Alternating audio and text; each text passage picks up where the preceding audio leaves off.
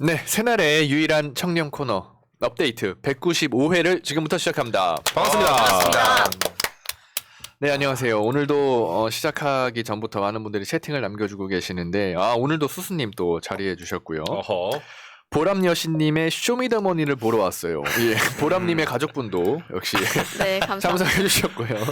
요즘 이런 댓글들이 많이 달려요. 맞네. 여신이다, 뭐 예쁘다, 뭐 이러면서. 엄마 아빠 감사합니다. 덤덤히 받아들이는 이 태도. 네, 그렇군요. 제 딸 사랑이 아주 지극정성으로. 예, 그러니까요. 희도님은 좀 요즘 응원하는 댓글이 좀 줄어든 것 같은데 좀 열심히 하셔야 되지 않을까요? 네, 그러기 전에 이렇게 지금 농담을 할 때가 아닌 것 같습니다. 왜냐하면 지금 저희가 또 네. 저는 그 현장에 못 가서 지금 마음이 무거운데 재우님은 지금 이렇게 장난치고 있고. 아니요. 네. 저도 무겁습니다. 안 그래도 사실 오늘 비가 굉장히 많이 왔잖아요. 네. 근데 오전에는 그 12구 참사 유가족분들이 이 특별법 제정 때문에 이 비 오는 거리에서 또 삼보일배를 아이고. 하셨는데 아. 맞아요. 사실 이거 언론에서 많이 다뤄주지도 않더라고요. 그러게요. 그래서 굉장히 또 그런 일도 있었고 지금 또 좀 전에는 끝났지만 이제 후쿠시마 오염수 관련해서 또 촛불 집회가 또 국회 본청에서 있었고 그래서 비도 오는데 정말 많은 분들이 함께 해주신 것에 대해서 참 존경스럽고 감사하다는 말씀 꼭 전해드리고 싶습니다. 그리고 오늘도 여전히 또 할 이슈 또 전할 이야기들이 많은데 간단하게 소개하고 본 주제로 넘어가 보도록 하겠습니다. 저는 진행을 맡고 있는 민주청년 스피커 정재우입니다. 그리고 제 옆에는 노무현 재단 이사 황희도님 나와 있습니다. 네, 안녕하세요. 황희도입니다. 네. 반갑습니다. 뭐 어떡하라고요? 바로 스팀 별로 안 반가운 것 스팀 같아요. 바로.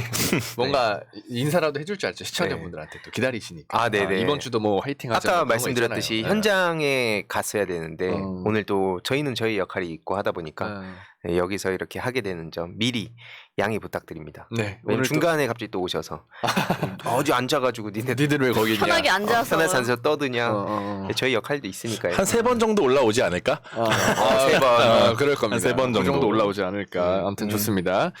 자, 슈퍼 소녀시대님 아니구나. 자, 이로켓님이 마린처럼 더 빠르게 공격해야 된다. 네, 맞습니다. 이런 의견 주셨고요. 그다음에 그 옆에는 국제개발협력 활동가로 활동 중이신 오이성님 나오셨습니다. 네, 국제협력 활동가 오이성입니다. 오늘 비도 오고 또 오면서 보니까 하늘색이 보라색이더라고요. 내일 또 후쿠시마 오염수를 방류한다고 하고 하니까 뭔가 오늘이 지구 종말 같은 느낌이 들고 마음이 너무 착잡하다. 네, 좀 착잡해요. 내일이 없을 것만 같은 네. 그런 기분이 드네요. 하지만 있겠죠? 네, 좋습니다. 블루탑님이 우리 희도님께서 그런 말씀을 해주시니까 각자의 역할이 있으니까요 이해합니다 하면서 슈퍼챗을 또 바로 보내주셨습니다. 감사합니다. 고맙습니다. 네. 그리고 마지막으로 새날의 미래 권력 우리 보람 PD님 나와 있습니다. 네, 새날의 막내 보람 PD입니다. 반갑습니다. 네.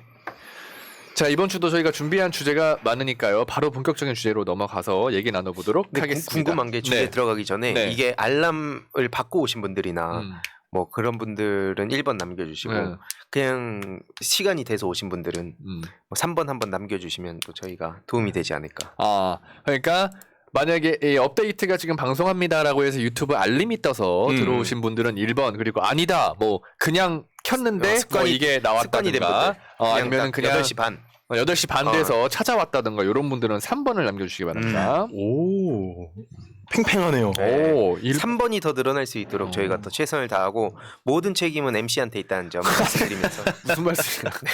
예, 예. 우리 까꿍님이 3번이 되게 많게 보여주세요. 수수님 네. 그냥 항상 일찍 와 있다. 와, 감사합니다. 역시 수수님 늘 정말 감사드립니다. 진짜 네. 감사드립니다. 이 1번을 3번으로 바꾸는 날까지 재은님 노력 더 부탁드립니다. 네. 알겠습니다. 예. 이런 빌드업이었군요, 이게. 네. 네, 1번, 3번. 진짜 반반이네. 그러네. 아무튼 더 열심히 노력하도록 하겠습니다. 바로 본 주제, 오이석의 지지지부터 출발합니다. 네, 오석의 지지지. 오늘은 그 녹색 식민주의 관련된 이야기를 좀 하려고 해요. 일단 그 전에 최근에 하와이의 산불이 크게 난 뉴스는 많이들 보셨습니다. 네, 들었습니다. 예, 크더라고요. 아주 크게 났더라고요. 네. 요 뉴스의 이면을 조금 먼저 얘기를 한번 해볼까 싶어요. 왜 이렇게 큰 불이 났을까? 이유가 뭘까? 네, 이유가 뭘까? 어. 일단 그 하와이 제도에서 가장 큰 마우이 섬에 이제 큰 불이 났죠. 100여 명이 숨졌고 1000여 명이 실종됐고요. 아이고. 8조 원 이상의 재산 피해가 났는데 100년 동안 미국에서 일어난 산불로 인한 최대의 인명 피해였다. 아. 네. 산불의 원인은 역시 뭐 많은 매체에서 보셨겠지만 기후 변화로 많이들 주목을 하고 있습니다. 네. 일단 하와이의 강우량이 1990년 이후로 우기에 30% 정도가 줄었고 건기에도 한 6% 정도 줄었다라고 해요. 그리고 올해 6월부터는 엘니뇨의 영향인지 또 비정상적으로 매우 건조한 상태, 즉 가뭄의 상태였던 거죠. 그리고 바람의 세기가 또 굉장히 강해졌어요. 그러니까 불이 한번 나면 확 번지기 좋은 상태. 그러니까 그러니까 이 잎은 건조해지고 바람은 그렇죠. 많이 불고. 그렇죠. 그 이유가 이 하와이 남서쪽에 한 800km 정도에서 발생한 허리케인이자 태풍 도라 때문이에요. 왜 이렇게 말씀을 드리냐면은 허리케인으로 시작해서 태풍으로 끝났어요. 얘가. 이게 뭐냐면은 날짜 변경선의 동쪽에서 발생을 하면 허리케인이고 서쪽에서 발생을 하면 태풍이에요. 그리고 그 서쪽으로 계속 밀고 들어오면 우리나라를 만나는 거지. 근데 보통은 이렇게 허리케인에서 태풍으로 변하는 일이 별로 없는데 얘는 이례적으로 날짜 변경선 동쪽에서 시작을 해서 날짜 변경선 서쪽으로 넘어갔어요. 그리고 그래서 허리케인으로 시작해서 태풍으로 끝났다. 네, 우리나라까지 오지는 않았습니다만 이게 상당히 큰 태풍이었다는 거예요. 왜냐하면 벌써 동쪽에서 서쪽으로 옮겨갔잖아요. 그동안 얘가 바다에서 얼마나 많은 수분을 머금었겠어. 아, 그러네. 크지? 게다가 그런 기압이 확 낮아지니까 이제 고기압을 만나면 바람의 세기가 엄청나게 강한 거죠. 그래서 하와이에서 한 1000km, 800km 정도 해상에서 떨어진 상태에 의해서 발생한 태풍이라 크게 신경 쓰지 않았는데 생각보다 이 바람의 위력이 엄청났던 거예요. 초속 100km 이상 불었으니까. 네. 강태풍. 네. 그렇죠. 강태풍인 거죠. 그러네. 이게 앞으로 이런 류의 태풍들이 더 이제 많이 발생을 할 거다. 네. 왜냐면 기후이기 때문에. 네. 바다가 뜨거워지면서 증발량이 많아지니까 태풍이 강력해지고. 이러면서 먼 거리에 있음에도 불구하고 굉장한 영향을 미쳤다라는 거예요. 그런데, 또 다른 문제가 있다. 바로 이 문제를 하와이 현지에서는 식민주의에서 찾아요. 식민 시대로부터, 그러니까 100여 년 전으로부터 찾는 거예요. 이게 뭐냐면, 이제 하와이의 원주민 지도자이자 하와이의 이제 하원 의원인 카니엘라 인이라는 분이 있는데 네. 이렇게 얘기했어요. 산불을 지켜보는 것이 가슴이 아프다. 식민지 탐욕이 우리 집을 불태우고 있다. 미국 정치인과 오염을 시킨 자들이 비난받아야 한다라고 트위터에 올렸어요. 무슨 말이냐 했더니 하와이가 과거에는 하와이 왕국이었습니다. 그냥 네. 국가였어요. 네. 그러다가 1900년에 미국의 영토로 편입돼요. 50번째 주가 됐습니다만 사실상 식민지의 형태였어요. 군사적인 목적이 컸었고 태평양을 장악해야 되니까. 그리고 사탕수수 플랜테이션을 만들기 위해서 하와이를 미국이 합병시켰고 하와이 왕국이 역사 속으로 사라집니다. 이렇게 되면서 이제 하와이는 그야말로 나라를 잃게 된 거죠. 그리고 그 이후에 수많은 사탕수수, 뭐 파인애플 이런 플랜테이션 농장들이 세워져요. 그렇게 해서 한 1990년대까지 계속 이 농업을 하고 그리고 농업 발전의 목적으로 그렇죠. 거기를. 그리고 목장도 만들어요. 이제 소 키우고 목 키우고. 그럼 걔네 이제 뭐 먹여야 되잖아. 네. 그 숲을 밀어버리고 거기를 목초지로 만들어버린 거예요. 그게 한 90년대까지 가다가 지금 하와이가 농업으로 유명합니까? 관광으로 유명합니까? 관광으로 많이 그렇죠. 유명하게 90년대에 알고 산업 전환을 한 거예요. 관광으로. 있죠. 그러면서 기존의 플랜테이션이나 농장 그 농장들이 목장들이 다 빠져나가요. 빠져나가는데 그 빠져나가는 틈을 누가 채우냐? 바로 얘가 채워요. 네, 뭐죠? 그림이 하나 이제 올라올 겁니다. 얘가 뭐냐면 네. 플랜테이션 농장에서 동물의 사료로 사용하기 위해 외래종으로 들여온 식물이에요. 지금 저 파란색, 초록색. 초록색. 네. 얘가 이제 기니그라스라는 애인데 얘가 이후에 현재 이 하와이의 4분의 1을 차지해요. 비중이 엄청 크네. 네, 4분의 1을 차지해요. 근데 얘 고향이 어디냐면은 아프리카 사바나야. 사바나 건초. 그러니까 건초. 그거예요. 건초. 건조한 기후에서 잘 사는 애인 거예요. 맞아요. 근데 지금 하와이 어떻다고? 가뭄이라고. 점점 네. 건조해지고 있다고. 얘가 살기에 딱 좋은 환경이 된 거예요. 게다가 플랜테이션을 하던 양반들이 이제 산업전환이 이루어지니까는 땅 팔고 다 나갔어. 그리고 그 땅은 그냥 벌어져 있는 거예요. 그냥 둔 거예요. 그럼 그냥 주어진 이 그 야생의 경쟁 사회에서 얘가 이긴 거예요. 그러다 보니까 하와이를 이 외래종이 먹어버렸어요. 근데 말씀하신 것처럼 건초야. 건조한데 잘 살아요. 이 상황에서 이제 불이 탁 붙으니까 얘가 완전 불쏘시개가 된 거죠. 그러네요. 그러면서 불이 이제 확 붙어버린 겁니다. 그러면서 요 그림을 보시면은 요게 또 어마어마한 그림인데 여기서 보시면 주황색이 목장이고 까만색이 농장이에요. 1937년이 왼쪽이고 오른쪽이 2015년이거든요. 딱 봐도 이 주황색의 양이 엄청나게 줄지 않았습니까? 엄청나게. 까만색도 많이 줄었어요. 그쵸. 그럼 저 줄어든 부분을 누가 차지해? 얘네 외래종이 차지하는 거예요. 어. 그럼 이 상황에서 불이 나버리고 태풍까지 불어버리니까니까는 건조할 때 잘 사는 애가 무럭무럭 자란 상태, 무성한 상태에서 불이 확 붙어버리는 거지. 와우. 이제 이런 상태이고 그리고 그림이 이제 하나가 더 올라옵니다. 이렇게 불이 잘 붙는 외래종이 이 하와이를 먹은 상태에서 이렇게 지금 이 그림은 뭐냐? 무슨 그래프죠? 1904년부터 최근까지 하와이에서 산불이 나서 사라진 면적을 의미하는 거예요. 그럼 보시면 1950년 정도를 해서 왼쪽은 면적이 좀 적어. 오른쪽 보면은 그래프가 들쑥날쭉하죠. 그러네요. 50년대 이후로 계속 산불이 나고 그 산불의 피해가 어마어마하게 커졌다는 얘기예요. 거기다가 기후변화까지 오고 하니까 지금은 걷잡을 수 없는 상태가 되어버린 거죠. 그럼 하와이는 이번이 문제가 아니라 내년에 또 산불이 또 크게 날 수 있다라는 거예요. 그러네요. 네, 게다가 저 시기부터 해서 하와이의 숲이 한 100년 동안 90%가 사라져요. 그 자리를 다 이 건초 더미가 먹어버린 거야. 네. 언제 불이 붙어도 이상하지 않은 상태인 거예요. 그리고 그 이유는 플랜테이션을 하고 도망간 백인들인 거지. 근데 방금 그림 보시면은 그 중간에 1967년이 뽀쭉 튀어나왔어요. 네. 이전 화면 보시면 네. 요거 약간 여담으로 왜 제가 한 번씩 그러네. 뭐 67년. 그쵸? 네. 제가 그 뭐 박석순이라든지 셸럼버거 같은 기후변화 아, 부정론자 버거형. 애들 기후변화 부정해서 밥 먹고 사는 양반들 얘기하잖아요. 그 사람들은 저런 그래프에서 이야 1967년에도 그렇게 큰 불이 났었어 라고 얘기하는 거야. 그때도 났는데 뭐 지금 나는 게 뭐 이상한 거야. 그렇지. 기후변화는 없다라는 얘기를 할 때 이런 그래프를 갖고 딱 1967년의 팩트만 가져와가지고 얘기하는 거예요. 그게 이제 기후변화 누가 회의론자들. 봐도 근데 그 면적 자체가 엄청 넓어지고 있는데요. 그렇죠. 면적이. 근데 저 그래프를 안 보여주지. 이제 아니 그리고 심지어 저 그래프의 마지막이 2012년도인데 지금 23년이잖아요. 네. 그러니까 지금은 저거보다 수치가 더 높게 올라갔을 것 같은데. 계속 올라가는 거죠. 그러니까요. 이번에 또 확 올라갔겠죠. 이번 그러니까요. 산불로 네. 인해서. 그러니까 여기까지의 이제 이야기를 종합을 해보면, 목장을 만들고 또 군사적인 목적으로 또 플랜테이션을 하기 위해서 하와이가 식민지가 돼요. 그리고 그 식민지에 백인들이 들어와요. 그리고 백인들이 들어와서 숲을 밀고 목장과 농장을 지어요. 그 안에서 그 사회 안에서 백인들이 피라미드의 꼭대기에 서요. 그리고 플랜테이션에서 일하는 원주민 노동자들은 인권과 노동 착취에 시달려요. 그러다가 하와이가 산업 전환을 하면서 돈을 많이 벌던 백인들은 땅을 팔고 싹 빠져요. 그리고 그 농장이나 목장은 버려지고 그들이 데려온 사바나 출신의 외래종이 하와이를 장악해요. 그리고 이는 불쏘시가 되어서 산불을 일으켜요. 근데 이걸 기후의 측면에서 또 보면 플랜테이션으로 인해서 돈을 번 양반들은 돈이 많아요. 그 그쵸. 백인들은 그렇겠죠. 돈이 많겠죠? 그럼 네. 그들은 당연히 고탄소 생활을 할 거예요.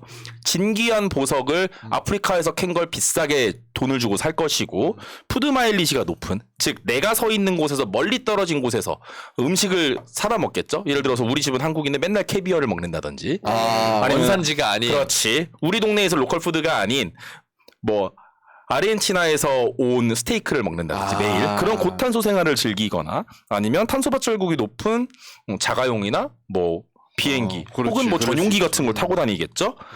이렇게 인간과 자연을 착취해서 지배계급에 한번 올라서고 이들이 피라미드의 최상단을 형성한 다음에 그들이 누리는 고탄소 생활은 이 기후변화를 만들게 돼요. 왜냐하면 상위 1%의 부자가 하위 50%의 평범한 사람들이 내뿜는 오실가스의 2배 이상을 배출하니까. 그럼 이 식민주의에서부터 우리가 이번에 이 하와이에 일어난 이 산불을 연결해 보았을 때 우리가 볼 수 있는 키워드는 바로 기후변화, 불평등 키워드가 들어가는 거죠.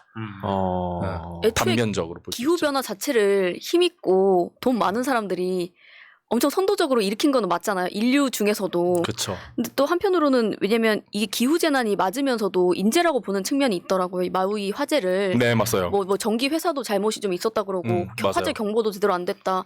안타까운 건 되게 어린 분들이 많이 돌아가셨다고 얘기가 나오더라고요. 맞습니다. 이번에 보면은 그 뭐 전기줄이 끊어지면 스파크가 튀면서 네. 불이 발생했다 이런 얘기가 있는데 문제는 그 불쏘시개들이 건초 더미들이 하와이를 장악하지 않았다면 불이 좀 덜 나지 않았을까? 네. 숲이 있었고 중간을 임도를 만들어서 숲을 좀 끊어놨다면 어느 정도 타다가 말지 않았을까? 네. 이런 상상을 우리가 해볼 수 있는 거죠. 근데 그러니까 지금 원인보다 원인보다 계속 반박하려고 하는데 아, 반박이 모르려고 계속 들썩들썩하길래 아니야. 한번 들어보죠 일단. 아니, 아니, 좋은 아니. 반박 어떻게 하죠? 아니 그러니까 이렇게 또 봐. 이게 또 왜? 판을 깔지 말라고. 알겠어요. 판을. 알겠어요. 뭐죠? 그냥 넘어가겠습니다. 막상 판 깔리면 못하는 스타일. 왜? 예리한 것 같은데 방금? 제가 하고 있을 테니까 언제든 치고 들어오면 좋겠습니다. 판 깔리면 못하는 스타일이라 그래서 이게 나중에 쓱 치고 들어가겠습니다. 어떻게 보면 기후 재난 자체도 그런 인간들이 만든 거고 이 마지막까지 거의 인재라고 볼 수 있는 부분까지 존재를 하다 보니까 결국에 인간이 처음부터 끝까지 다 잘못을 한 거잖아요. 어떻게 보면. 그렇죠.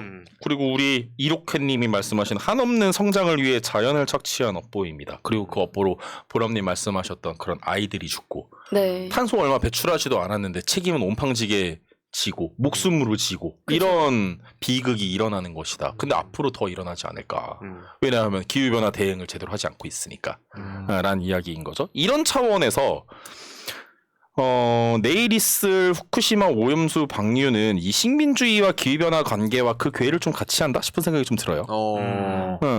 일단 식민주의 시대에 일본은 인간과 자연을 도륙내지 않았습니까? 네. 뭐 우리나라를 강제로 병합했었고 등등 당시에 일본이 자행했던 악행이 여전히 진행이 되고 있잖아요. 네. 여전히 일본은 지금도 대륙 뭐 진출을 그렇죠. 꿈꾸고 세계 정복을 여전히 꿈꾸고 있잖아요. 맞아요. 그리고 또 후쿠시마 오염수 방류를 통해서 또 자연이랑 인간을 착취하려고 하고 있는데 더 큰 문제는 여기에 있습니다. 이 그림인데요. 뭐죠? 요거 이제 롯카 쇼무라 핵 연료 재처리 시설이라는 겁니다. 요게 얼마 전에 우리 저 마랄레오 나가서 네. 우리 그 탈핵 운동가 선생님하고 네. 같이 방송했었잖아요. 네네. 그때 선생님께서 말씀하셨던 이 롯카 쇼무라 재처리 시설인데 지금 이게 이 후쿠시마 오염수가 일종의 성동격사라고 우리가 봐야 될 것 같아요. 아. 네, 뭐냐 하면 이 롯카 쇼무라 핵 연료 재처리 시설이 현재 공사 중이에요. 그리고 97년에 사실 완공이 됐어야 되는데 자꾸 고장이 나서 오픈을 미루다가 내년에 이제 가동하는 걸 목표로 해요. 지금까지 듣는 데만 20조 원 넘게 들어갔어요. 근데 이게 벌써 불안하지. 97년에 완공해야 되는데 아직도 안 지어졌으니까. 네. 근데 이게 뭐냐면 전국에 있는 핵 폐기물들을 다 모아요. 일본에서. 그리고 얘네를 다 여 안으로 보내. 그럼 저 안에서 플루토늄을 만들어요. 핵폭탄의 연료인 플루토늄을 핵연료, 만드는 거예요. 예. 근데 쉽게 말해서 핵연료 100 중에 1만 플루토늄이고 99는 버려야 돼. 그럼 그거 어디다 버릴 건데? 그거를 그 관을 통해서 예. 바다로. 예. 진짜. 그래서 실제로 지금 후쿠시마 오염수를 그 해저 터널, 그러니까 관 파이프 만들어가지고 내뿜겠다고 하잖아요. 그 설계가 이 롯카 쇼무라에 있어요. 여기서 이미 뿜고 있다가 그 시설 그대로 후쿠시마에다가 또 만들겠다라는 거예요. 근데 문제는 이 롯카 쇼무라가 내년에 오픈을 해서 가동이 된다라고 하면은 1년에 여기서만 버려지는 그 방사성 물질의 양이 후쿠시마 오염수 총량의 10배 이상이다. 1년 동안 버려지는 양이 후쿠시마 전체 오염수의 10배 이상이라고요. 와, 이거 어떻게 해야 돼? 그러니까 후쿠시마는 네. 진짜가 아니야. 그러네요. 저걸 하기 위한. 근데 문제는 이 롯카 쇼무라 97년에 완공되고 지금 이미 가동이 됐어야 되는데 아직도 못하고 있잖아요. 내년에도 못할 수 있어요. 근데 네. 일본에서는 계속 원자력 발전소 쓰고 있으니까 핵 폐기물 나오잖아요. 네. 그거 여기로 계속 보낸다고. 근데 이거 가동 안 이쪽으로. 하면 어떻게 할 거야? 그대로 다 버려야지. 아. 근데 후쿠시마에 버렸네? 문제 없잖아. 그럼 우리 앞으로도 계속 버릴게? 이렇게 돼버릴 수 있다고요. 그러니까 오히려 또 정당성도 입증해 줄 수 있는 꼴이 되는 거죠. 그럼요. 우리 이렇게 기술력 있어. 맞아. 누가 알프스를 그렇지. 무시해?가 되는 거야. 맞아요. 그리고 계속 버려왔는데 문제 없었잖아. 라는 또 주장을 할 수도 있고. 그럼요. 그럼 이거에 대해서 비판하고 오늘 촛불 집회까지 했는데 이런 행동들 다 바보 취급하는 거라고요. 이거는 굉장히 일본이 큰 그림 안에서 벌어지고 있는 빌드업인데 문제는 이 우리나라의 식민 역사의 산물인 친일파의 자식이 우리나라의 대통령이라는 게 가장 큰 비극이라는 거예요. 이래서 우리나라는 아직도 식민주의와 연결이 안 될 수가 없다라는 거죠. 하와이의 사례가 하와이에서 끝날 일이 얘기가 절대 아니라는 거지. 그렇게 연결이 되네요. 이게 그러니까 지금 우리가 화가 나는 것도 미국 입장에서 이제 바이든의 수건, 그러니까 미국의 수건 한 20년 동안 이런 구도를 만들려고 일본하고 한국 관계를 개선시키려고 그렇게 관심을 갖고 있었는데 니들 사이좋게 우리가 지내. 그대로 이제 들어가가지고 뭐 일본은 말할 것도 없고 미국도 말할 것도 없고 그들 입장에선 각자의 그 국익을 얻어갔는데 그 다음 플랜들도 뭐 준비 중인 것 같더라고요. 근데 결국 이 한미일 이 안보를 중심으로 해가지고 이렇게 구도를 만든 것 자체에 일단 우리 국민들이 거기 동의도 안 했고 그 안에 그대로 들어가가지고 오히려 할 말은 못 하고 있고 뭐 이거 오염수 방류한 거는 뭐 찬성 안 한다 그러더니 뭐 찬성하는 게 아니라고 하는 얘기 보면 이제 일본에서도 오히려 뭐 기시다 측에서 윤석열을 배려해줬다는 얘기가 나오고 그런 거 보면 그냥 일본 언론에서는 그렇게 얘기했었죠. 예, 그쵸. 그리고 심지어 일본 국민들조차도 그러니까 반대 여론이 지금 훨씬 더 높아진 상황이잖아요. 그럼에도 불구하고 지금 어쨌든 강행을 하는 그쵸. 그런 상황인 거죠. 네. 근데 얘기 들어보면 일본에서는 해야 할 이유가 명확하게 있는 거잖아요. 어떻게 보면 자기들은 해야 할 정말 그걸 위해서 하는 거니까 그쵸. 오히려 일본 입장에서는 그게 납득이 돼요.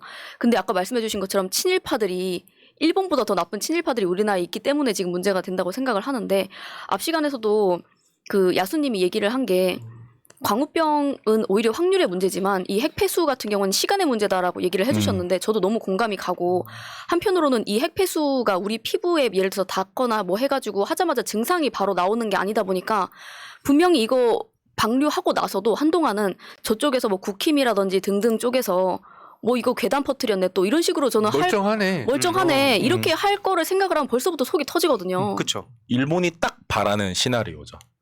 일본이 딱 바라는 시나리오죠.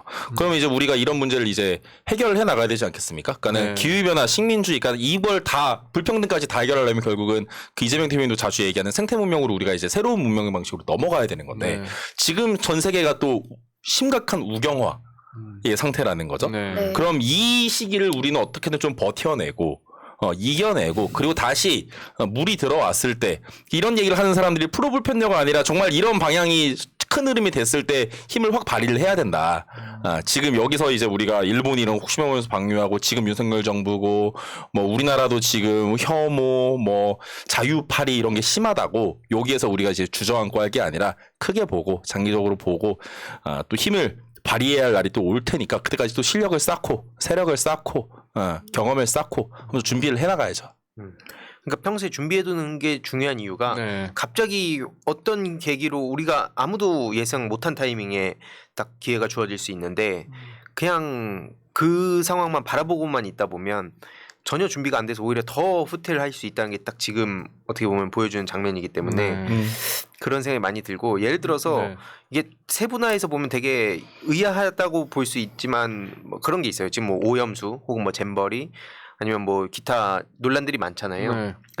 근데 일각에서는 그런 건 다 모르겠고 최근에 그 최상병 관련한 그 국방부 내부의 그런 부조리한 문제들 그 사단장을 중심으로 한 이 옹호하는 느낌 이런 거에 대한 또 부당함 이게 또 젊은 남성들한테 또 되게 중요하다. 특히 뭐 재우님도 국방 안보 얘기 많이 하셨는데 또 거기에 관심 있는 분들도 계시고 그래서 우선순위로 보면 이게 진짜 그걸로 싸울 때가 아니라 각자 중요하다고 생각하는 그런 포인트들을 찾아서 주위에 계속 그걸로 맞춤형으로 알리는 게 전 제일 중요하다고 생각을 합니다. 각자의 포지션에서. 네, 왜냐면 이게 또 자칫하면 저쪽에서 이런 심리전도 하지 않을까 싶은 생각도 드는 거예요. 예를 들어서 이거 얘기하고 있으면 오염수 해야지 지금 이런 거 할 때냐. 또 이쪽 가가지고는 지금 이런 거 오염수도 중요한데 이 최상병 이거 묻히게 냅둘 거냐. 또 저쪽 가서 막 잼버리 얘기까지 갖고 오고 그거 말고도 막 이동간도 갖고 오고 양평 고속도로 갖고 오고 막 갖고 오면 워낙 많긴 해요 사실. 근데. 중요한데 그거를 그냥 다른 거에 막 자꾸 비교를 하면서 그 안에서 싸움이 나게 만들 수 있기 때문에 그 지금 뭔가 그런 심리전, 여론전 기술자들이 다 돌아온 건 전 또 그거에 관심이 많아서 사실 지금 이미 활동하고 있을지 누가 압니까 지금? 용감하게 이렇게 또 얘기하시는 그러니까요. 게 든든한 한마디 하시죠.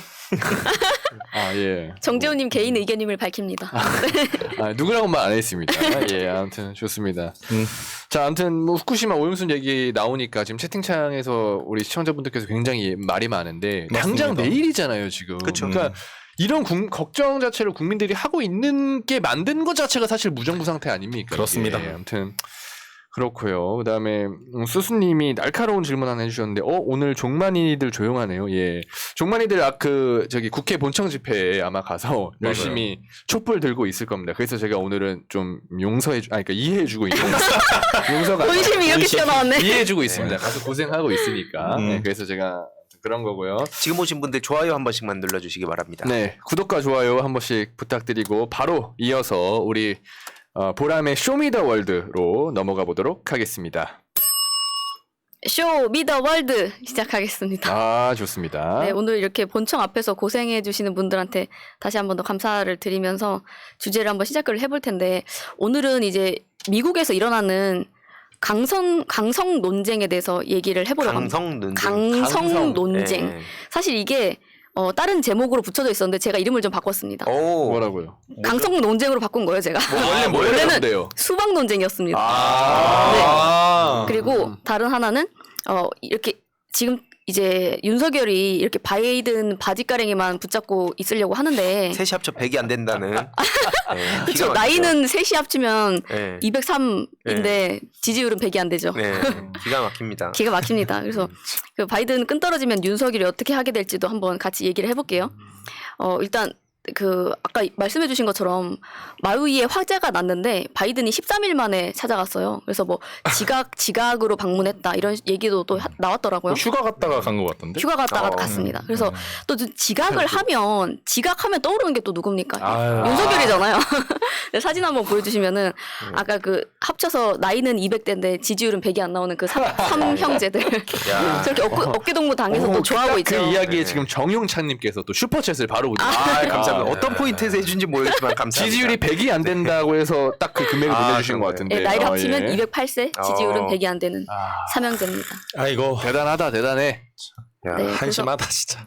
근데 저희는 이제 싸잡아서 어떻게 보다 보면 저 셋을 같이 싫어하게 되는 분들이 많으시다 보니까 좀 간과하시는 분들도 계시겠지만 바이든은 민주당입니다. 미국 민주당. 그러네. 네, 그랬었죠. 근데 최근에 또 미국도 대선을 앞두고 지금 다사다난한 상황이거든요. 최근에는 바이든이 재선이 힘들지 않겠느냐라는 얘기가 많이 나오고 있죠. 네, 얘기들이 계속 나오고 있습니다. 그러게요. 그리고 지금 현지 시간으로 23일, 미국 현지 시간으로 23일이니까 이제 곧 우리나라에도 나오게 될 텐데 미국 공화당 토론이 있어요. 네. 근데 지금 얼마 전에 트럼프가 지지율이 엄청나게 잘 나오고 있습니다. 최근 들어서. 미치겠다. 56% 뭐 이렇게 나와요. 저번에 뭐 1위 달리고 있었다 그러지 않았어요? 계속 1위를 달리고 있습니다. 그러면서 지금 최근에는 나오는 얘기가 대중은 내가 얼마나 대통령으로 성공적이었는지 알고 있다. 자신감이 뿜뿜이죠. 네, 에너지 독립, 강한 국경과 군대 등등 뭐 이렇게 얘기를 하면서 따라서 나는 토론에 나가지 않을 것이다. 왜냐면 국민들이 이미 알고 있기 때문에 이런 자신감을 보여요. 그래서 이제 말하자면은 이제 그 디센티스 후보라고 다들 들어보셨잖아요. 네네. 이제 사진 보여주시면은 강력한 2위 후보라고 할 수 있었는데 사진이 올라오네요. 네, 사진이 올라오는데 공화당 후보들이고요. 이제 윗줄에서 두 번째 있는 가운데 있는 사람이 디센티스입니다. 그리고 또 이 사람 디센티스가 최근에 2위도 위험하다. 이런 얘기가 나오고 있어요. 아니, 네, 저희 채팅창에 트럼프를 외치시는 분이 계시네요. 저희 채널 공식 입장은 아닙니다만, 예. 네, 저 디센티스 2위를 위협하는 후보가 바로 두 번째 줄 세 번째에 있는 저 라마스와미 후보입니다. 근데 지금 라마스와미 후보가 디센티스를 어떻게 공격을 하고 있냐? 디센티스가 예를 들어서 트럼프가 공격하는 거에 대해서 적극적으로 옹호하지 않는 측면, 이런 거를 라마스와미 후보가 세게 치고 들어가는 거예요. 내가 좀 더 세고 내가 좀 더 진하고 이런 식의 자기 색깔을 뚜렷하게 보여주는 거죠. 말하자면 이 상황에서 디센티스는 수박이라는 그런 프레임을 갖고 가게 될 수밖에 없는 상황입니다. 글로 가셨어요? 거기로 간 겁니까? 제가 하는 얘기가 아니라 제가 이 얘기를 드리는 이유는 마지막에 제가 진짜로 드리고 싶은 말씀이 있어서 그런데 그거 안 드릴 건데. 지금 약간 조중동처럼 대응하고 계신데 왜냐면 이게 제가 말씀드린 조중동 일부 그 언론에서 이 얘기를 수박 논쟁이다라고 이름을 붙였더라고요. 조중동. 야. 네, 근데 저는 여기에 동의하지 않는 측면이 있기 때문에 네. 그래서 일부러 이거를 강성 논쟁이다라고 제가 이름을 따로 가지고 온 겁니다. 네, 그래서 순화시켜 주신 거구나. 순화시킨 게 아니라 네. 오히려 그렇게 이름을 붙이는 게 과연 누구한테 유리할까? 불리할까? 이 생각을 저는 한번 해봤거든요. 근데 최근에 아까 뭐 여론조사에서도 말씀 아까 드린 것처럼 트럼프가 56%대로 1위를 하고 2위였던 디센티스가 원래 압도적 2위였는데 네. 아까 말씀드린 그 3위 후보가 치고 올라가면서 뭐 동률로 나온 여론조사도 있고 이러거든요. 그래서 이제 트럼프가 아까 말씀드린 것처럼 토론을 안 나가겠다고 하니까 그 2위인 디센티스 후보가 이제 주 타겟이 될 거 아니에요. 네. 다들 다 그 사람만 공격을 할 거 아니에요. 그래서 여러 가지 이제 뭐 공격 포인트를 다 찾고 있는데 어떤 후보는 너 왜 이렇게 그러니까 별로 연성이야라는 걸로 치고 들어가겠다라고 하는 사람이 또 있고 또 다른 사람은 또 전략으로 밝힌 게 뭐냐면 만약에 디센티스 후보가 트럼프가 기소당한 거에 대해서 만약에 옹호를 한다면 나는 이 측면을 치고 들어가야지라고 하고 다 각자의 측면에서 다 준비를 하고 있는 거예요. 이게 약간 그런 거잖아요. 한국으로 치면 이게 뭐 예를 들어서 바이든으로 들었냐 날리면 들었냐 뭐 이런 것처럼 각자 이제 준비를 한 거잖아요. 그게. 그렇죠. 그런 식으로 해서 이제 디센티스 후보는 이 상황에서 내가 그걸 옹호도 하지 못하고 그렇다고 뭐 여기에 대해서 적극적으로 옹호를 못하고 치지도 못하고 원래는 약간 포지션이 그런 거였어요. 뭐 리틀 트럼프다, 트럼프 대항마다라고 하면서 트럼프에 좀 비판적인 의견을 내는 그런 입장이었는데 최근에는 예를 들어가지고 여러 가지 논란이 있었잖아요. 특히 트럼프가 이렇게 강고한 1위를 차지하게 된 거가 기소가 당하면서부터였거든요. 그러다 보니까 훅 올라갔습니다. 훅 갔는데 훅 올라갔어요. 트럼프가. 지지자 결집. 그치, 그러니까 결집은 하면서 사실 그 안에서도 그래서 싸움이 나고 그 안에서도 싸움이 나고 근데 중요한 거는 뭐 예를 들자면은 디센티스도 사실은 뭐 완전하게 연성이다, 뭐 수박이다라고 할 수 있는 상황은 아니에요. 아니고 이 사람도 원래는 굉장히 극적인 얘기를 많이 내는 사람이고 최근에도 뭐 자유로워질 용기 이런 미국의 부활을 얘기한 이런 책을 내기도 하고요. 근데 이게 트럼프라던가 다른 강성인 후보들에 비해서 보다 보니까 마치 연성인 것처럼 비춰지는 거예요. 특히나 네, 워낙 강성들이 나가고 있으니까. 이 사람은 그냥 뭐 반 워크 정도인데 그쵸. 아예 트럼프는 그냥 생각이 다르니까 차원이 다른 헛소리를 하니까. 네, 예를 들어서 디센티스가 최근에 얘기한 것 중에 이런 게 있어요. 궁극적으로 어떤 운동은 한 개인의 개성에 관한 것이 될 수 없다. 미국민을 위해 무엇을 성취하려고 하는가에 관한 것이어야 한다. 굉장히 그냥 합리적인 얘기 아닙니까? 근데 이런 얘기조차도 공격을 당하고 있어요. 왜냐면은 최근에 말하자면은 그 의회에 있는 의원들 중에 이런 사람을 마가 의원이라고 하더라고요.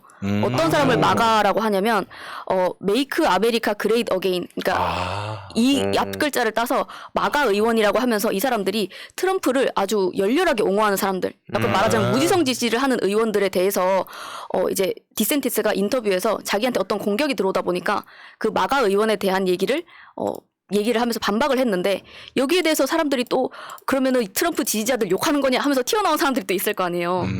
또 그렇게 욕이 난무하게 되고 이게 붙게 되는 거죠. 근데 여기서 한 가지 또 저는 눈여겨봤던 부분이 하나가 있었는데 뭐냐면 그 대변인이 나와서 이렇게 얘기를 하는 거예요. 우리는 그 의원들에 대한 얘기를 한 거지 유권자에 대한 얘기를 한 게 아니다. 심지어 그 사람들조차도 이렇게 얘기를 하고 있는데 일부 한국의 민주당 의원들은 지지자들을 공격하는 사람들도 있더라라는 지점이 저는 약간 눈에 보이기도 하더라고요. 근데 지금 아까 근데 잠시 말씀드렸던 것처럼 디센티스가 지지율이 이만큼 쪼그라들고 여기에 대한 이유가 뭐 예를 들어서 그 낙태죄에 대한 논란이라던가 등등 미국이 완전 쪼개지면서 사실은 중도층의 지지를 기대하기가 굉장히 어려운 측면이다라는 이런 환경 때문에 디센티스의 입지가 굉장히 줄어들 수 있다. 그리고 트럼프가 굉장히 앞으로 치고 나갈 수도 있겠다라는 상황입니다.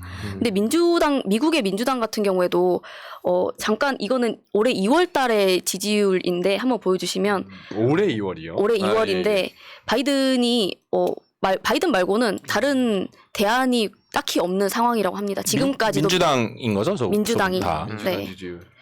그래서 지금 얘기가 이렇게 나오고 있는데 저는 이거를 보면서 샌더스 형 좀 힘냈으면 좋겠네요. 샌더스 너무 많으시죠, 할아버지 지금. 네, 맞습니다. 좀 안타깝죠. 난 오카시오 코르테스가 힘 좀 내면 좋겠다.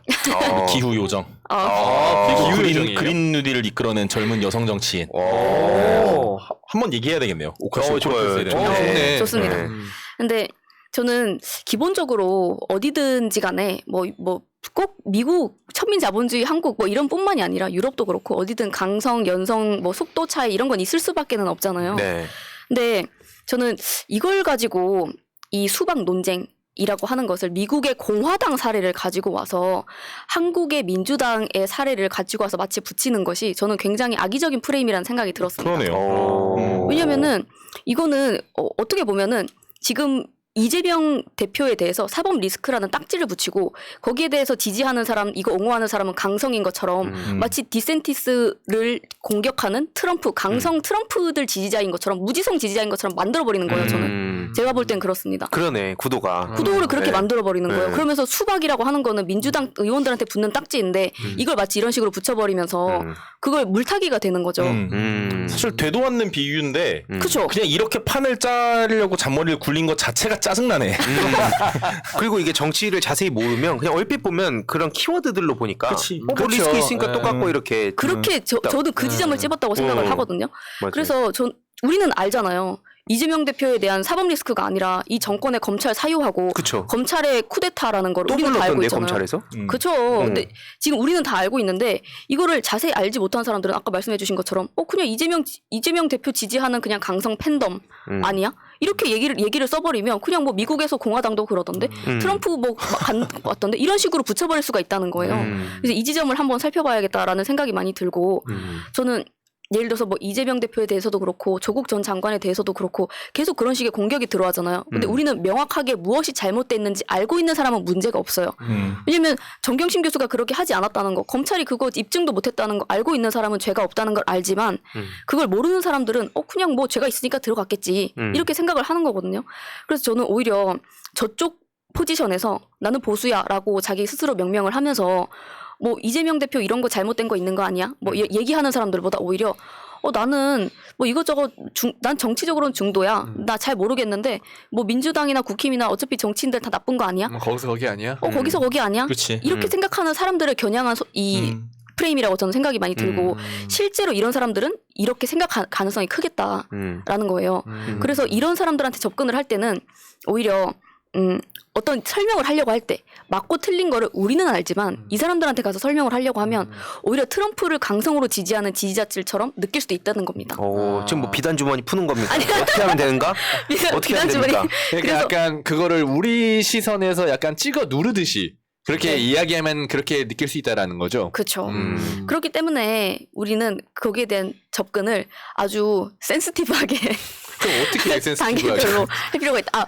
이 얘기에 대해서 희두님 앞에서 얘기를 해주셨는데 의제가 너무 많잖아요. 뭐 잼버리뿐만이 아니라 사실 잼버리 같은 경우에는 무당층 정치 무관심층들한테까지도 뭐 이게 굉장히 개그 소재로도 쓰여질 정도로 굉장히 비판점이 많았던 이슈였잖아요. 뿐만 그런 막 아니라 약간 하이퍼리얼리즘을 추구하는 그런 유튜버들 유명한 분들이 그거 맞습니다. 풍자하더라고요. 맞아요. 그래서 댓글 고정에다가도 각오하고 했다. 근데 그런 채널들 절대 정치 안 건드리거든요. 맞아요. 그래도 원래는 안 불구하고 건드리죠. 이거 하는 거는 상상 이상으로 이거 되게 심각하게 보는 거다. 네. 네. 그래서 그런 식으로 주제를 세분화시키고 이 사람의 스탠스를 고려를 하고 맞춤형으로 접근할 필요가 있겠다. 근데 이거는 맞춤형이기 때문에 제가 여기서 어떻게 하세요라는 말씀을 당연히 못 드립니다.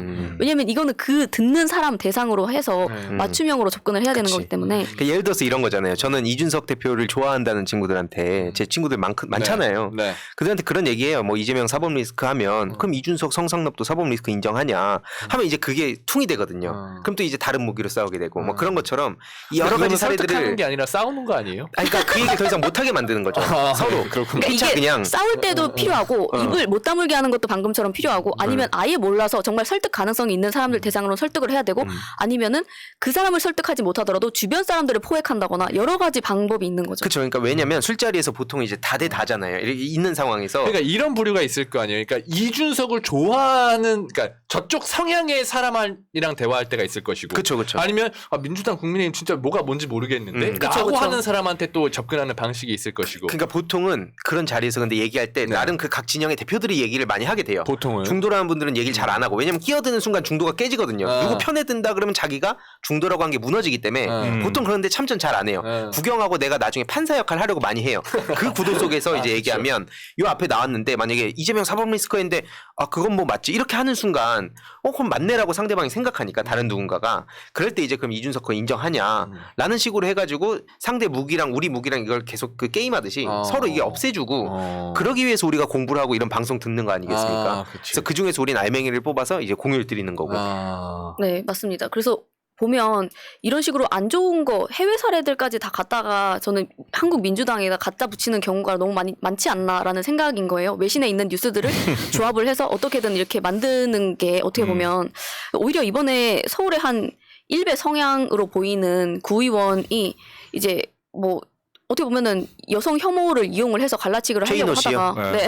네. 얘기해도 됩니다. 뭐. 그게 일배잖아. 아니 그게 아니라 아니, 본인이 그걸 얘기했잖아요. 그 말씀하신 내용을. 네, 그래서 그거를 그런 식으로 파리를 해서 정치를 했고 결국엔 그걸로 인한 피해까지 생겼는데 그럼 여기에 대해서 너네 옹호할 거야 말 거야 이걸로 저희는 또 이거 치고 들어갈 수 있어야 되는 거거든요. 그리고 여기에 대한 언론들은 비판도 했어야 되는데 여기에 대한 건 좀 부족하지 않나. 다만 민주당을 공격하는 거에만 너무 혈안이 돼 있지 않나라는 생각입니다. 그러니까 이게 우리가 가끔씩 어떤 사안을 자세히 들여다보면 그 사안에만 이제 빠져들어가 갖고 야 반대 사실 아냐라고 얘기를 하는 경우가 되게 많은데 어차피 사람들은 그게 사실인지 아닌지 뭐 디테일한 어떤 문제가 있었는지 별 관심이 없잖아요. 방금 관심이 우리가 없죠. 얘기한 그 네. 대상들은 그런 대상들하고 할 때는 또 따로 그러니까 찾아야 되는 것이고 저쪽 진영에서도 나름 고관여층인 사람들하고 할 때는 또 우리도 많이 알고 있어야 되는 거고 그래서 그냥 이거를 뭐 온라인상에서 또 대응하는 거 완전 다른 맥락이고 네. 그런 차원에서 우리가 어쨌든 총선 앞두고 있기 때문에 각자의 에너지를 어디에 어떻게 쏟을까 선택과 집중을 할 타이밍이 왔다. 그동안 우리가 지난 4년 동안 네. 정치인들은 정치인들대로 뭐 사실 뭐 이것저것 했겠죠. 그리고 저희는 또 저희대로 준비를 했으니 네. 이제 한번 붙는 거죠. 경쟁하는 거죠. 네, 맞습니다. 그래서 오늘 주제는 이걸로 마무리하도록 하겠습니다. 네, 좋습니다. 근데 아까 슈퍼챗 엄청 그러니까 보람님 이게 이제 우리가 중요한 얘기하고 있어서 제가 말씀을 못 드렸는데 수수님이 진짜 거액 보내주셨어요. 그러면서 참 잘생겼다 보람 형님. 형님. 보람 형님. 네, 이거 굉장히 형님. 특이한데요. 그리고 네. 고고식님 황희두 민주당 보물 절대 지켜. 이런 의견 보내주셨고, 네, 미야킴님 내일이 다가오고 있다는 것이 두렵습니다. 내일 방류 관련해서 안 믿겨요 아직까지. 진짜 무슨 지구 종말의 날 그런 것처럼. 꿈꾸는 거 같아. 네. 오늘 끝나고 술이나 먹을까? 그건 원래인데. 그건 원래. 맞지. 윤석열 같은 소리 하지 마세요. 쏘리. 기분이 좋으면 좋아서 먹고 이런 애잖아요. 이런 진짜 내일이 진짜 마지막에 안 믿겨요 진짜. 왜냐면 이게 항상 그런 생각하지 않아요. 뭐냐면 3.1절도 우리가 3.1절 이렇게 생각하지. 그때 3.1절은 3월 1일이었고 맞아요. 3월 2일이었고 그냥 그거잖아요. 근데 그렇게 딱 자연스럽게 기억남듯이 흘러가. 자연스럽게. 근데 우리가 지금 딱 그 중간에 있는 느낌인 거예요. 어느 날 2023년 8월 24일을 후세들이 어떻게 기억할까? 그때 그러면 당신 선배 세대 뭐 했냐? 왜 막지 못했냐? 왜 못 막았냐? 너네 뭐 했냐? 할 때 재훈이 뭐라 그러실 겁니까? 내가 무슨 수로 막아? 집에 가자 그냥. 그게 어른이 할 말이냐? 뭐 하는 인간이야? 아니 갑자기 그렇게 물어보니까 그래요? 그랬다는 얘기죠. 그쵸. 막기 위해서 노력했다. 노력했다. 그렇죠. 얘기해야지. 나는 이날 새날 업데이트 195회 라이브를 했다. 그럼 방송 이거 보고 조회수일 올려달라. 구독도 하고 중요합니다. 조회수를 올리니까. 이거 풍 맞을 것 같은데. 연대해야죠. 왜냐면 근데 이거 굉장히 심각한 사안이기 때문에 저한테 그런 장난치지 말아주세요. 아니 진짜 우리는 물음을 받을 거예요. 왜냐면 와서 너네 뭐 했냐? 아니 지금 저한테 그러니까 덫을 설치하지 말라는 얘기예요. 덫이 아니라 그러니까 사실 이렇게 얘기는 했지만 그런 각오로 정치인들이 정치해야 된다는 겁니다. 맞습니다. 내가 예, 배지 하나 더 달았나 마나는 사람들이 관심 없어요. 맞아요. 그때 민주당은 뭐 했는가? 청년 정치인들은 586 맨날 욕만 했는데 그때 너네들 뭐 했는가? 지금 제가 뭐 얘기 안 하겠습니다. 죄송합니다. 잠깐만요. 근데 지금 이제 히든님 코너잖아요. 네. 본인 코너에서 이야기하세요. 네, 그렇게 해주세요. 제가 아까 마무리했잖아요. 얼마나 쓰려고 하시는 그만큼 겁니까, 되게 이게 중요한 화두를 던지셨거든요. 중요해. 네, 맞습니다. 알겠습니다. 시간 남은 거 보니까 오늘도 노가리 타임 없을 것 같은데. 짧게 할게요. 아무튼 아니 하셔도 됩니다. 아무튼 자 황희두의 스팀팩 여러분들 바로 출발합니다. 네, 황희도 스팀백가 시작하기 전부터 이게 뚜껑이 열려가지고 그러네요. 네. 빠르게 진행하겠습니다. 근데 그만큼 또 너무 중요한 사안이었고 그런 차원에서 저는 이번 주에 뭐를 준비했냐면 뭐 얘기하셔야 됩니다. 살짝 지금 뚜껑 얘기하시는 게 약간 복선 아닌가. 그렇습니다. 네. 지금 뭐 제목에도 썸네일에도 나와 있는 바로 그 사람 얘기인데 네. 일단 바로 주제 그 사진 하나 보면서 얘기를 하겠습니다. 뭐 관련한 얘기인데 사실 메인은 이제 뚜껑 씨는 약간 조연이고 네. 주연은 따로 있습니다. 네, 첫 사진 보여드리면 아이고. 네, 북한 선제 타격 얘기가 나오기 시작했죠. 뭔데 원래 저런 얘기들을 쭉 해온 사람이기도 하지만 대선 후보 때부터 북풍이 또 슬슬 불죠. 맞습니다. 근데 이게 민주진영 내에서도 특히 청년들 사이에선 생각이 또 예전과는 또 달라지기 때문에 맞아요. 이런 현실을 우리가 한번 생각해 볼 필요 있다. 근데 어쨌든 오늘 주제는 요게 메인은 아니기 때문에 이건 앞으로 남은 기간 동안 좀 얘기를 해보면 좋겠다. 네. 그래서 통일에 대한 다른 견해라든지 북한에 대한 애티튜드 뭐 이런 내용 나중에 한번 얘기해 볼 거고 다음 사진 바로 넘어가면 오늘 제가 제일 중요하게 생각한 건 바로 이 주제입니다. 홍준표 홍준표. 시장이 네. 사형제를 다시 꺼내기 시작했다. 이렇게 아. 봐주시면 될 것 같은데요. 사실 그러니까 북한 선제 타격론하고 그다음에 이 흉악범 그러니까 사형 집행. 네. 요거 홍준표가 두 개는 꾸준히 주장하는 거 아닙니까? 과거 맞습니다. 근데 시절부터. 최근에 특히 불이 붙었고 네. 이게 타이밍이라는 게 원래 어느 사안이든 그게 흐름을 탈 때가 있고 안 탈 때가 있잖아요. 최근에 그래서 붙일만 했죠. 최근에 근데 붙을만 했다는 게 이게 참 우려가 되는 지점입니다. 다음 사진 보여드리면 여기에 대해서 방금 우리가 앞에 얘기했던 그 사람이 등장을 합니다. 아하. 이건 좀 고민이 필요하다. 이거 집행하면 이유와 이게 단교될 수도 있다. 이런 얘기를 실제로 꺼냅니다. 왜 그런 상황이냐면 다음 사진 바로 보여드릴게요. 네. 일단 한동훈 장관이 홍준표 시장에 태클을 건 거죠. 오. 네, 오만 방자하다는 얘기 나옵니다. 바로 저런 오. 홍준표 시장. 일단 한국은 97년 12월 3일 이후로 사형을 안 하고 있어요. 그래서 네. 실질적인 사형 폐지국이라고 부르고 있고 이유관계 단절 우려한다는 거는 실제로 이게 한국의 의지만으로 뭐 한다 했을 때 우리가 다 전 세계적으로 얽혀 있는 게 있지 않습니까? 그래서 그런 걸 지금 한동훈 장관은 고려를 했다. 그렇게 이야. 보시면 될 것 같고. 영어를 잘해서 외교를 생각하는 건가? 영어 잘해서 법무부 장관 시킨다며. 글로벌 도대체 스탠다드. 뭘 배워온 거예요, 도대체? 글로벌 스탠다드. 야, 저런 말도 할 줄 알았어. 네. 참고로 말씀드리면 헌재에서도 96년하고 2010년에 사형제 합헌 판결을 내렸었고 지금 네. 세 번째 또 논의 중이라고 합니다. 그래서 이것도 되게 뜨거운 상황인데 그러네. 다음 사진 바로 보여드릴게요. 이걸 놓고 아니나 다를까 웃기는 발상이다. 홍준표 시장 발끈하죠 바로. 일단 본인 앞에 누가 오면 일단 바로 발끈하는 스타일입니다. 그래서 왜 이유가 미국, 중국, 일본의 사형 집행은 묵인하고 한국만 시비 거느냐. 이거는 그냥 가야 된다. 뭐 이런 얘기도 했고요. 뭐 법무부 장관 산하에 사형 집행 뭐 위원회 같은 걸 두고 연말에 심사를 해가지고 흉악범에 한해서라도 법대로 사형 집행을 해라. 이렇게 사형을 요구를 한 겁니다. 문제는 이게 뭐 이상한 소리 하고 있네. 아무리 그래도 사형이 말이 되냐라고 생각할 수 있는데 다음 사진 바로 보여드리면요. 이게 작년 여론조사 결과긴 합니다. 사형제 유지가 69%. 뭐 작년 결과라는 점 말씀드리긴 하는데 69%는 되게 높은 거예요. 10명 중에 7명이라는 거죠. 네. 이게 대중 여론도 영향을 미칠 수밖에 없습니다. 사법부도 그래서 그런 거 눈치 보고 판결 그런 거 많이 하잖아요. 네. 당장 앞에 뭐 조국 장관님, 정경심 교수님 얘기도 나왔고 지금 이재명 대표님에 대해서도 그런 관점으로 볼 거기 때문에 우리가 여론전에 또 신경을 쓰는 거다. 근데 이제 제가 말씀드리고 싶은 여기서 우리 청년들이 길게 보고 생각을 할 필요가 있다는 거죠. 네.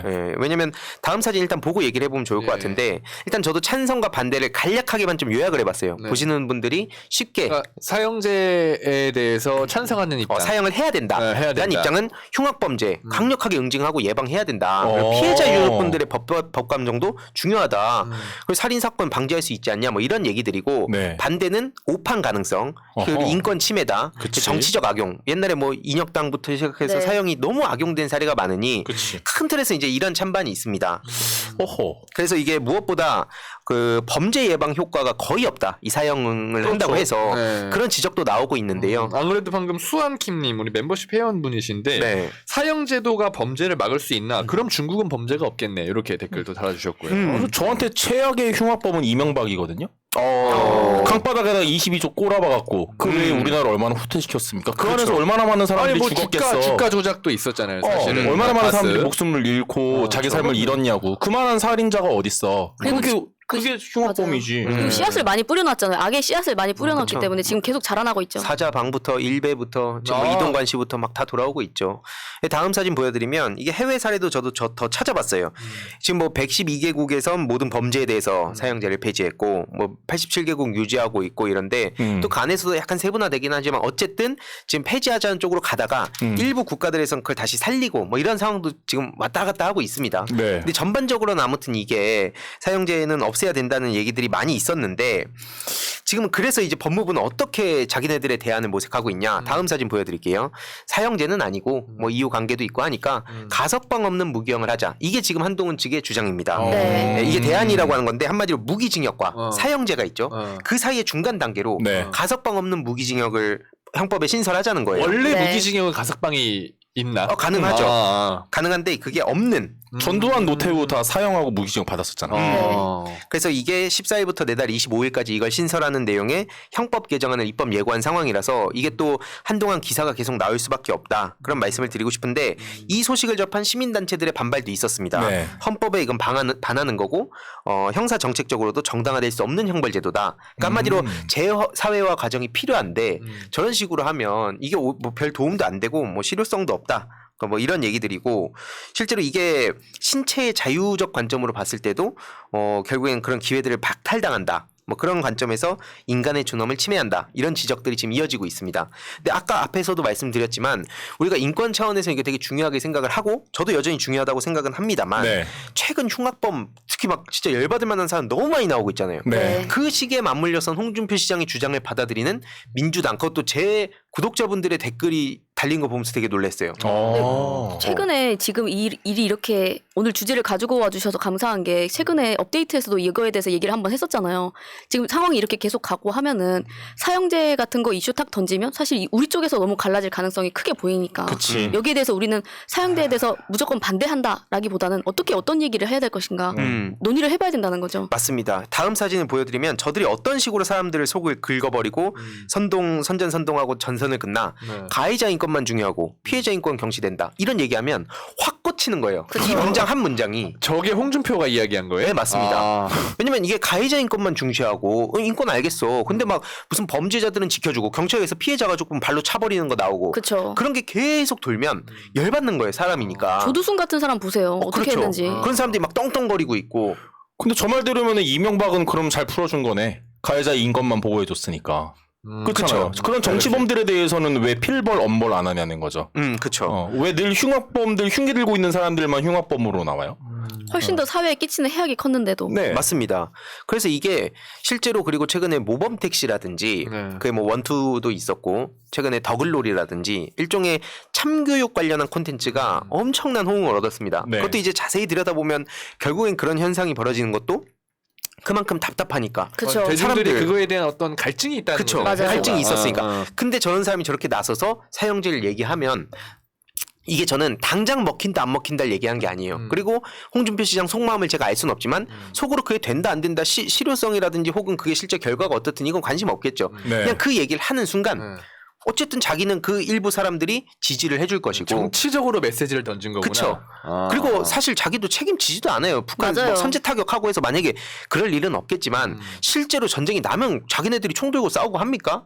결국 그 다 청년들한테 짐 떠안기는 거죠. 사형제 그런 얘기도 아까 인혁당 말씀도 드렸고 우리가 김대중 대통령께서도 사실 사형 선고까지 받지 않았습니까? 그러니까 그런 식으로 악용이 될 수 있다는 점까지 우린 고려를 해야 되는 건데 공수처 설치 같은 경우는 보세요. 그 취지 얼마나 중요했습니까? 그쵸. 근데 막상 조희영 교육감부터 치는 거 보세요. 그러니까 이런 식으로 이걸 막 그 가진 사람들이 어떻게든 방어를 하다가 어느 정도 이게 못 막는다 싶으면 틀어버려갖고 그 다음부터 이걸 쑤셔버려요. 그럼 그동안 이게 필요하다고 얘기했던 사람들은 논리도 궁색해지고 맞아요. 막 그렇게 그런 걸 아니까 저들이 그걸 되게 갖고 노는데 이 사형제도 당장 이게 사형제가 막 화두가 돼가지고 된다 안 된다 얘기 가진 않을 겁니다. 다만 저런 식으로 뭔가 꽉 막히고 안 그래도 윤석열 정부에 들어서가지고 지금 사람들이 입 틀어막으면 얼마나 또 나중에 그 반대급부로 반작용이 커지겠습니까? 그럼 그때 저쪽에선 다음 주자들이 저런 거 파고든다는 거죠. 저들한테는 인권이 뭐가 중요하고 전쟁 나고 청년들 생각하고 이런 거 하나도 의식하지 않습니다. 그냥 그저 저들은 어쨌든 눈앞에 있는 표만 생각을 할 텐데 그치. 그때 그럼 우리는 어떻게 어떻게 할 것인가. 그때도 우린 계속 그동안 김대중 대통령 때부터 우리가 지켜왔던 인권 이거 버릴 겁니까? 이 이상 못 나가면 나중에 굉장히 곤란한 순간이 올 수 있다. 네, 일례로 맞아요. 원래 사진을 좀 준비했다가 그냥 완전 또 다른 주제가 될 것 같아서 그냥 말씀만 드리면 네. 광복절 그래서 뭐 G세대죠. 그러니까 Z G세대들한테 물으면 뭐 생각이 어떻다. 이런 얘기가 실제로 나옵니다. MG로 묶다가 M도 그래도 광복절날 일본 여행 가는 건 아니지. 좀 아니다라고 근데 하니까 그 밑에 Z세대는 또 약간 다른 결이 있다. 이런 식으로 자꾸 갈라요. 근데 실제로 그런 역사를 체감 못하는 사람들 입장에선 다르게 생각할 수 있습니다. 맞아요. 근데 그들도 꾸짖는다. 뭐라 한다. 역사 어쩌고 얘기한다. 정치인들한테 절대 그렇게 말하면 안 된다고 말씀드린 게 그게 또 도배가 되잖아요. 그럼 야, 이거 가르친다. 꼰대다. 그러면서 온팡 다 뒤집었습니다.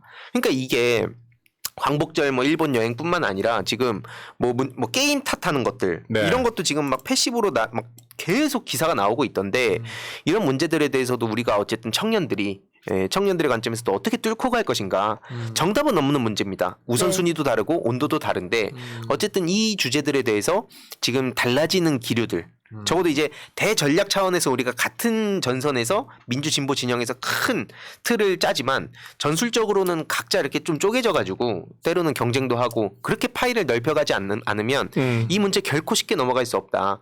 지금 시점을 놓고 얘기한 게 아니라 엄밀히 말하면 한 진짜 한 3년 5년 후쯤 이런 얘기들 더 메인으로 나올 거라는 생각이 들어서 좀 한번 얘기를 해야겠다 싶어서 가져왔습니다. 네. 그리고 뭐 예를 들어서 아까 네. 초반에 북한 얘기도 하셨었는데 왜냐면 홍준표가 북한 뭐 치고 여기에 대해서 강경한 입장을 계속 고수를 하잖아요. 그런데 한편으로 뭐 북한 이거 언제까지 통하겠어 세대가 점점 이후가 되면은 안 통하겠지 이렇게 생각하는 사람들이 또 계실지 모르겠는데 이 레드 콤플렉스가 그 세대들이 느꼈던 거랑 좀 다른 식으로 변주가 되면서 계속 통하고 있습니다. 그 혐오 정서의 결을 그대로 가져가는 거예요. 근데 예를 들어서 요즘에는 멸공이라는 단어 대신에 중국이랑 엮어서 뭐 공격을 한다던가 이 혐오 정서는 그대로 있을 수밖에 없는 거기 때문에 이걸 계속 이용을 합니다. 우리는 이게 반공 막 이래서 이게 맞아요. 요즘 청년들 버전 언어로 이제 번역을 하면 리짜오밍 뭐 이런 거 뭐 찐따종 뭐 그런 거 이런 것들이 실제로 그렇게 뭐 문재인 정부 때 그래서 중국이랑 엮어서 중국몽 했네. 근데 이거 이명박도 그 중국에 대해서 그 막 찬양한 발언들이 있거든요. 그렇죠. 박근혜도 그렇고. 네, 박근혜도 그렇고 거기 아예 그 옆에 열병대 옆에 있었는데 근데 그런 어떻게 보면 이제 그런 소스들을 가지고 우리는 어떻게 활용하고 있는가 저기는 저기 나름대로 그런 소스들 가지고 계속 양념을 하는데 우리는 그럼 그걸 어떻게 하고 있는가도 한번 생각을 해볼 필요는 있어 보입니다. 네. 아무튼 그래서 민주당 청년들한테 마무리하자면 그 뭐 기성세대 욕하고 뭐 그런 것도 알겠는데 이런 문제들에 대해서 해법이라도 내놓고 욕을 하든 말든 했으면 좋겠다. 뭐 그런 생각이 많이 듭니다. 뭘 보여주는지도 모르겠고요. 이런 문제들에서 본인들은 어떤 생각을 하는지도 모르겠어요. 저도 되게 지금 민주당의 청년 정치인들 네, 그렇습니다. 네. 왜냐면 이제 총선 앞두고 청년 뭐 또 청년 정치라는 슬로건 쓸 거 아니에요. 그게 날 같다 생각했죠. 아니다를 네, 떠나서 네. 뭐 쓰는 건 자유니까 각자 쓰는 건데 최소한 뭘 보여주는 게 있어야죠. 근데 이대로 그냥 또 그냥 얼렁뚱땅 해가지고 어쨌든 민주당 안 찍고 국힘 찍으실 겁니까? 요 문구 하나에 뒤에 숨어가지고 아무것도 안 하고 그래도 국민의힘보다 민주당 나은 거 아니냐 이 뻔한 그 얘기. 586과 전 다릅니다. 그럼 다른 거 알겠는데 뭐가 다른데? 그치. 네, 그런 것들을 보여주지 못하면 이게 쉽지 않다. 뭐 그런 차원에서 말씀드립니다. 사실 뭐 이런 주제도 이 이대남, 그러니까 소위 말해서 그 맨날 그들을 우리가 외면해서 안 된다라고 이야기는 하지만 정작 대안은 없어요, 그죠? 계획도 없고 이제 그런 부분을 좀 말씀을 해주신 것 같고요. 보수의 변화를 싫어하고 국익을 우선시해야 보수지. 또 이런 의견을 주신 분들도 계시고요. 아무튼 히든님 뭐 주제 끝나셨으면 바로 그냥 이어가도록 하겠습니다. 빨리 끝냈습니다. 예. 오늘 노가리. 감사합니다. 빨리 끝냈어요, 이거 진짜. 노가리 타임에 또 쭉쭉쭉 시간을 갔어요. 예. 야, 쭉쭉 보장해 갔네. 주시는 분이 쭉쭉 계시네. 갔어요. 예, 좋습니다. 오랜만에 사실 제 시간이 아니고 이거는 시청자분의 시간입니다. 이 시간은 그래서 시청자분들이 또 궁금했던 이야기를 재훈님 많이 넣으신 것 같아요, 이제. 예. 원래 그랬습니다. 요 노가리 타임을 제 시간이 아니라 우리 시청자분들과 소통하는 그런 시간을 제가 준비를 한 거기 때문에. 이러면 앞으로 노가리 타임 어떻게 하냐? 왜. 시청자분들을 위해서는 뺏을 수가 없잖아 시간을. 그럼요. 아이고 시청자분들 답답하지 얼마나 답답하시겠습니까? 지금 내일 오염수 방류한다고 난리치고 있는데 지금 전혀 그런 뭐 답답하다는 얘기는 없었는데 위에 노가리가 많았어요. 없다고. 네. 위에 많았습니다. 좋습니다. 예. 아무튼 뭐 양평에서도 조작질이 진행 중 뭐 이런 의견 주시는 분들도 있었고요. 근데 사실 뭐 양평 문제도 그것도 다뤄야 되는데 오늘 또 오전에 이게 국회 본청에서 그 이야기가 있었죠. 고속도로 관련해서 규탄대회가 있었고 또 오늘 한 규탄 대회만 엄청 많네요. 아무튼 규탄할 게 한두 개가 아니요. 그러니까 오염수도 있었고 그 고속도로도 있었고 좀 또 자, 오늘 채팅 여러분들 남겨주시면은 또 패널 분들께 질문 드리고 또 그렇게 하도록 하겠습니다. 민주당 젊은 청년 정치인들 응원합니다. 새날의 이 코너는 한 번씩 봅니다. 한 번씩 이게 언제 한 번씩인지가 중요해요. 일주일에 한 번씩, 한 달에 한 번씩, 일주일에 한 번씩. 뭐 반년에 한 번씩. 그러니까요. 예. 밥 먹을 때마다 한 번씩 보시는 걸로. 어쩌다 한 번씩 보신다고. 지금 다들 좋아요는 누르셨죠? 좋아요 누른 분들 1번 한 번씩만 남겨주시면 좋겠습니다. 좋아요. 그럼 다 1번 남기죠. 그럼 채팅창이 또 이게 시끄러워질 거 아닙니까? 다 좋아요를 시끄러워요? 의견을 남겨주시는 아니 게 그러니까 소통이 아니라 민주주의를 별로 안 하고 싶으신가 봐요. 이게 쌍방 커뮤니케이션이죠. 해움님께서 내일 당연히 다 누르셨다고. 내일이 예. 휴거인가요? 야, 휴거 오랜만이다. 이런 오랜만이다. 얘기해 주셨는데 휴거 오랜만이다. 진짜 그런 느낌이에요. 내일 그냥 싹 다 사라질 것 같은 느낌이야. 이거 역사에 이거 어떻게 기록될라나 진짜 나는. 돌아버리겠네. 근데 진짜 지금 정부 세계관으로 보면 그런 거 나무 위키나 뭐나 이런 거 장난쳐 나갔고 나중에 이것도 또 민주당 책임이다. 당장 하태경 의원도 보면 이것도 뭐 민주당 탓하고 있고. 이게 그러니까 못 막은 게 민주당 책임이다 이런 식으로 얘기하고 있잖아요. 그럼 뭐 갑자기 또 그렇게 한다니까요. 그 나무 위키 그거 박제하고 언론 몇 개 도배시켜 놓고 하면 또 그게 누군가는 그걸 믿잖아요 또. 네, 맞아요. 그리고 일부에서는 또 뭐 유럽에서 그 수산물 수입 규제를 철폐한다 뭐 이런 소식을 또 내보내긴 하던데 근데 그게 정당화가 되나요? 어떤 명분이 되나요? 우리나라는 바로 옆에 있는 나라고 솔직히 우리가 이걸 그 게이트를 뚫어줬다라는 책임까지 받을 수 있는 상황에서 당연히 맞아요. 우리는 반대를 해야 되는 상황인데 그런 식의 기사들도 있더라고요. 그 저런 식으로 미래를 간다고 미래인지도 아닌지도 모르겠습니다만 저런 식으로 해서 미래로 간다고 기시다 만나 사진 찍고 뭐 미국 대통령 어깨에 손 올려주고 그게 뭐 합니까? 뭔 의미인지 모르겠어요. 그러니까 사실 중국이랑 친하게 지내면 우리가 경제적으로라도 득을 보는 게 있는데 일본 이거 오염수 방류해서 우리한테 득되는 게 아무것도 없잖아요. 득이 그렇죠. 문제가 아니라 국민들의 지금 삶이 걸려 있는데 이걸 이렇게 정부에서 찬성하는 게 참 그러네. 이게 뭐 선악이라던가 뭐 그런 걸 떠나서 중국을 좋아할 필요도 사실 없어요. 그냥 그 안에서 적절하게 스탠스를 취하면서 중국을 절대적으로 편을 드는 게 아니라도 괜찮거든요. 근데 멍청한 짓을 하고 있는 거죠 지금. 그렇죠. 원래 그리고- 이제 그 균형을 그렇죠. 그리고 사실 이 대통령실도 되게 괘씸한 게 우리나라 정부 입장도 우리는 찬성하는 건 아니다 이렇게 이야기를 하잖아요. 근데 문제 없는데 찬성은 아니다. 그러니까 찬성하지는 그렇다고 우리가 찬성하는 건 아니다. 근데 대통령실에서 예산을 써가면서까지 안전하다고 홍보 영상을 제작했지 않습니까? 그러니까요. 이게 완전히 뭐 개돼지로 보는 거죠, 사실 국민들을. 리지안 투스님이 이 정부는 분석 자체가 사치임 150% 동의합니다. 네. 맞아요. 저걸 우리 분석 분석할 자체가 수가 사치야. 없어. 우리의 이 지성으로는. 침팬지 얘기를 많이 하시죠 많은 분들께서 그래서. 내일 저기 중고등학생들한테 기후 변화와 국제 개발 협력으로 강의를 해야 되나? 내일 강의 가는구나. 무슨 말을 어떻게 해야 될지 모르겠어 내일. 그것도 오염수 방류한다. 그러니까. 야. 우리는 무슨 우리 국가 지금 우리나라가 무슨 뭐 기후 변화가 있어 뭐 국제 개발 협력이 있어 뭐 이런 환경 파괴에 뭘 하기를 해 뭐를 해. 학생들한테 무슨 말을 해줘야 되는 거야? 그러니까. 너무나 아까- 착잡하네. 저희 방송 가끔씩 찾아와서 한 번씩 보신다는 분이잖아요. 네. 나무님. 네, 나무님 그분이 뭐라고 답변 주셨냐면 새날 구독자가 아니라서 일부러 한 번씩 찾아옵니다. 구독자가 아니시라고. 그럼 이제 채널 구독해 주시면 구독을 되겠네요. 해주셔야 돼요. 예. 가끔씩 오시는 것도 좋은데 구독을 한번 눌러주시면 고맙겠습니다. 그렇죠. 저는 그 얘기를 하고 싶어요. 아까 뭐 오는 길에 SNS랑 유튜브에 글도 올리긴 했지만 네. 현안 대응은 뭐 정치권에서도 그렇고 뭐 미흡해 보일지라도 어쨌든 그걸 하고 있거든요. 근데 이제 길게 장기전을 준비하는 차원에서도 우리 청년들끼리 또 공부도 하고 토론도 하고 토론이 또 되게 중요합니다. 네, 토론이라는 게 지금 뭐 아까 재호님이 그렇게 윽박 지르듯이 하는 게 아니라 우리가 언제 윽박을 지냈어? 뭐 시끄럽네 뭐 이런 식으로 얘기해. 서로 상대방의 입장에 그러니까 우리가 스타 때 저는 이게 원래는 토론으로 생각한 게 아니라 스타 때 상대 부정전을 하잖아요. 상대방 입장을 알라고 그런 차원에서 그렇게 이제 봐야 되는데 지피지기 100점 불 때 근데 현실에서는 그렇게 잘 안 되더라고요. 왜 굳이 거기에 시간을 써야 되냐? 내가 왜 쟤네들 의견을 굳이 알아야 되냐? 계속 말씀드리지만 일반 시민들은 아실 필요가 없죠. 굳이. 근데 정치인들은 알아야죠. 알아야지. 근데 정치인들이 저쪽 걸 모르고 이쪽 주장만 공부를 해서 이걸 그대로 심지어 공부인지도 모르겠지만 외워가서 토론 나가서 얘기하면 상대방이 갑자기 한번 꽈가지고 축 치고 들어올 때 그때 우리가 방어 가능한가? 말려들죠. 말려들죠. 쇼츠 나오죠. 민주당 바보, 네. 똑똑한 스마트한 준석이 형 이렇게 기사가 나와요. 그게 박제가 된다는 게 진짜 맞아요. 문제예요.